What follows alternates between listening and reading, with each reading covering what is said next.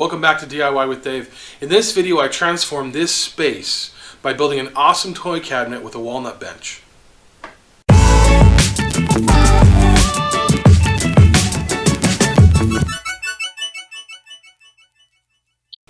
So I recently moved all of the kids' toys and things down into the basement to get them out of the way and make room for the office that I built there last year. The problem I have though is that there's not really a lot of places to put their toys. I also have kind of this awkward space, but as I was looking at it I realized that that space is perfect for a shallow cabinet.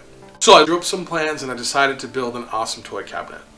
Now, in building this toy cabinet, I had to decide what materials I wanted to build it out of. I was thinking that I wanted to use actual wood. I was thinking about like pine boards. They call them shelving boards. And so I went to the hardware store to check them out. I knew it was going to be more expensive. I didn't quite realize how much more expensive. As I kind of mapped out what I would need and priced everything out, it was going to be around $130, $140 just for the lumber, or the pine boards, to build this cabinet. Pine boards are nice because they're actual wood, but the problem is with the pine boards, unless you're buying like select pine at the hardware store, they're usually very warped. It's hard to find ones that are straight, and over time they warp a little bit too, and I wanted it to be a little bit nicer. When I was looking at sheet goods, I found particle board for $20 a sheet. And I did the math and figured I would only need 2 sheets. And so I thought for 40 bucks versus 130 plus boards that aren't flat and straight, I would actually build this thing out of particle board. So I bought all I needed and I brought it home. Now, one of the challenges with particle board is hauling it. Luckily I do have a van that fits the sheets in the back. But you also need to cut them. You can have them cut them at the hardware store. I've had some bad experiences with that. Sometimes, they don't have the most. Sometimes they don't have employees that pay attention to detail. We'll just put it that way. But and so I've had some boards cut crooked and had to have them grab new boards. It's you want to avoid it if you can. For me, I actually wanted to bring these full sheets in, so I carried them in myself, and I'm using a track saw to cut them. I like using this setup because it feels safer than using a table saw. Unless you have a really big cabinet saw and even some help to maybe hold one side of an 8-foot sheet, it's really difficult to cut these safely. And so I like to use a track saw on top of some foam, and that allows me to cut through it and make some straight cuts. It's a little murder on your knees and it takes a little bit of time, but it works out really well and it's safe. Now with all of my pieces cut, I need to put it all together. And the way that I'm going to be doing that is with this Kreg pocket hole jig. I'll need to set it to the right settings, both the jig and the drill, and then I'll drill pocket holes into all of the shelf pieces and then put it all together.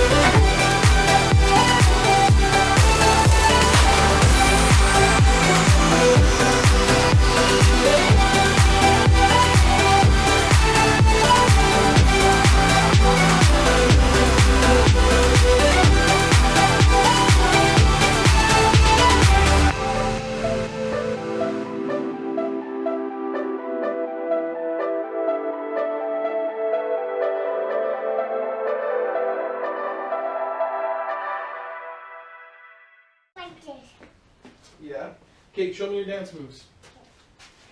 Dad, now can you turn on that? You want me to turn the music back on? Yeah. Okay, you ready?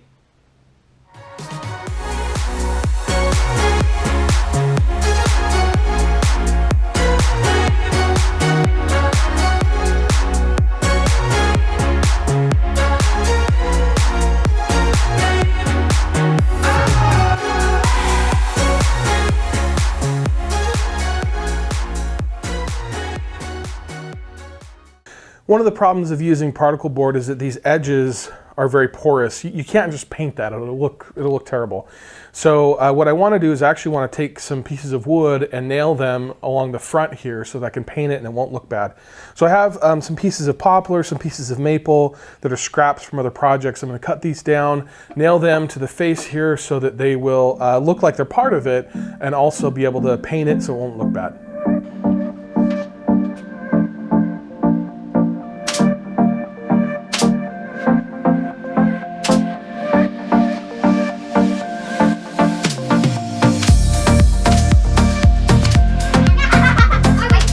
I also added some 1/4-inch strips to the sides to make it look like panels. That gives it a kind of a decorative element that I think looks really nice.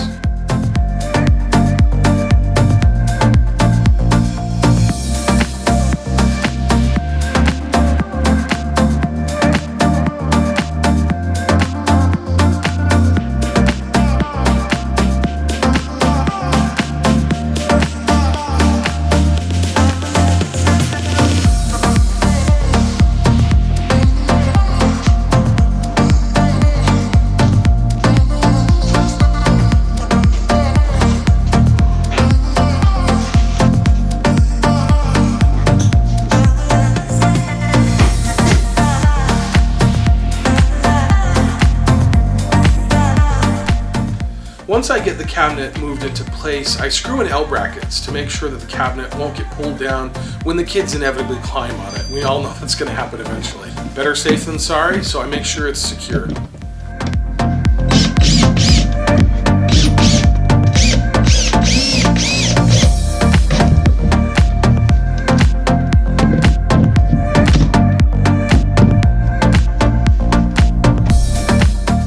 Now it's time to build the bench. I was able to pick up some walnut recently for a great price. I'll tell you all about it in another video. But I was really excited to use it. And so I took the boards that I had, I started cutting them, milling them using a jointer and a thickness planer, getting them straight and flat and ready to go.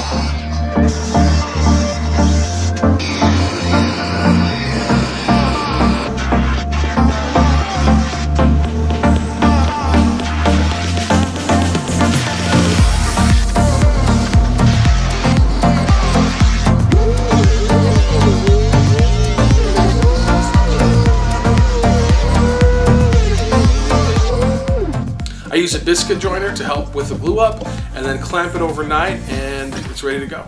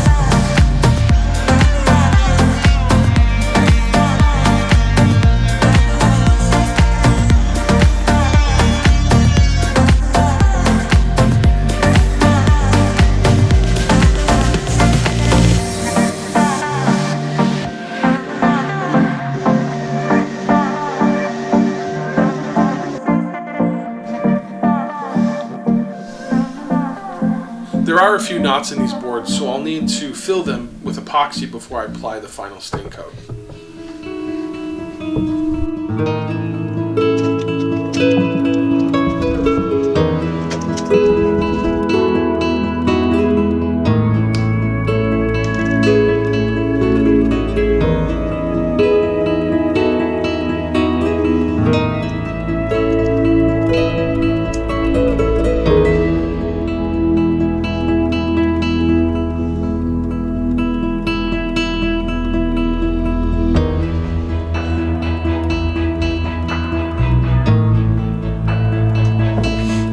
Staining is always my favorite. I love how it brings out the natural curls and beauty of the wood. I'm using this natural tung oil, and I put on a couple coats.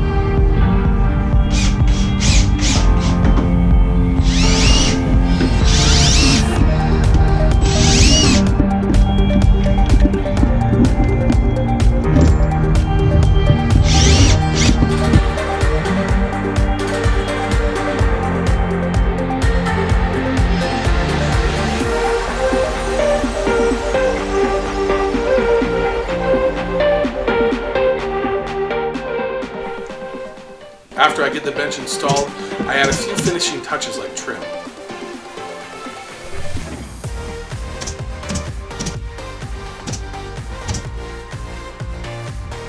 At this point, I'm almost completely done with the project, but there's still one more big thing that I want to tackle: drawers underneath the bench.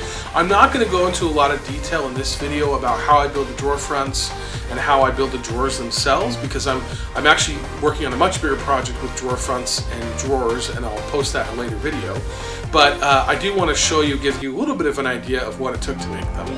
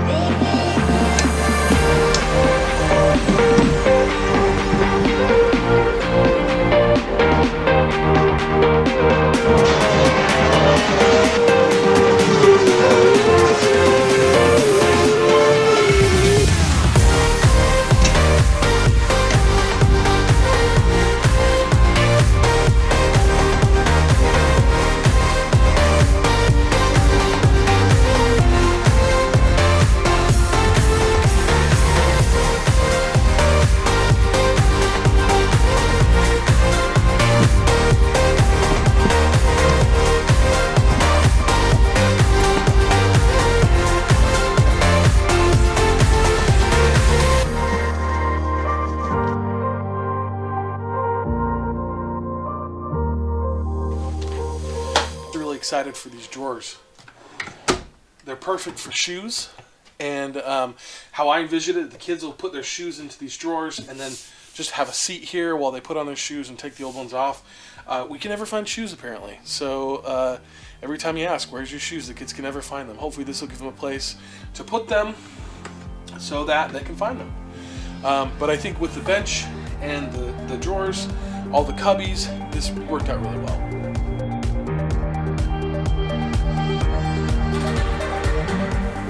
So there you have it. I hope you enjoyed this video. I hope that you enjoyed this project. I hope that it gave you some ideas of some ways that you can maybe use that awkward space in your house to create something that is a better use of space. If you did like this video, make sure you give it a thumbs up. Make sure that you like it. Make sure that you subscribe to my channel if you want to see more great builds like this, more DIY tips, woodworking tips, and all that. Thanks again for watching, and we'll see you in the next one.